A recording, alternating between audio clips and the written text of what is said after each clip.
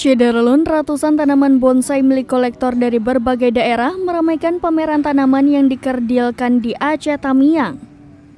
Pameran yang diselenggarakan di sebuah lahan kosong di Kecamatan Karangbaru, Aceh Tamiang secara resmi dibuka pada Senin 7 Agustus 2023 dan akan berlangsung hingga Minggu 13 Agustus 2023.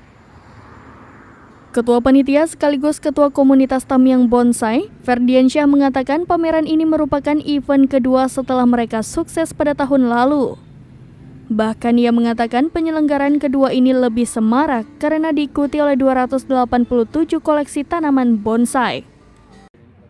Prajurit TNI yang bertugas di Kodim 0117 Aceh Tamiang ini menjelaskan kolektor yang berpartisipasi bukan berasal dari Aceh Tamiang, melainkan ada yang datang dari Luk Semawe, Aceh Timur, Langsa, Aceh Tengah hingga Langkat, Sumatera Utara. Konsep yang diusung dalam pameran ini tidak berbeda dengan tahun lalu, yaitu dengan memajang tanpa melakukan penilaian atau kontes keindahan. Promosi yang dilakukan melalui pameran ini diakuinya telah meningkatkan pecinta tanaman bonsai. Ia mengklaim pecinta tanaman yang sengaja dikerdilkan ini terus bertambah dan pertumbuhan ini cukup bagus untuk meningkatkan pola pameran tahun depan. Pameran tanaman bonsai di Aceh Tamiang ini dinilai telah memotivasi kemajuan ekonomi kreatif karena menampilkan hasil kerajinan tangan masyarakat.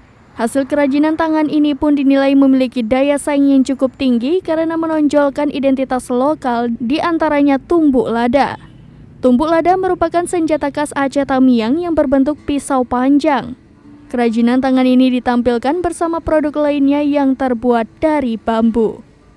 Dari Aceh Tamiang, Rahmat Wiguna, serambinews.com.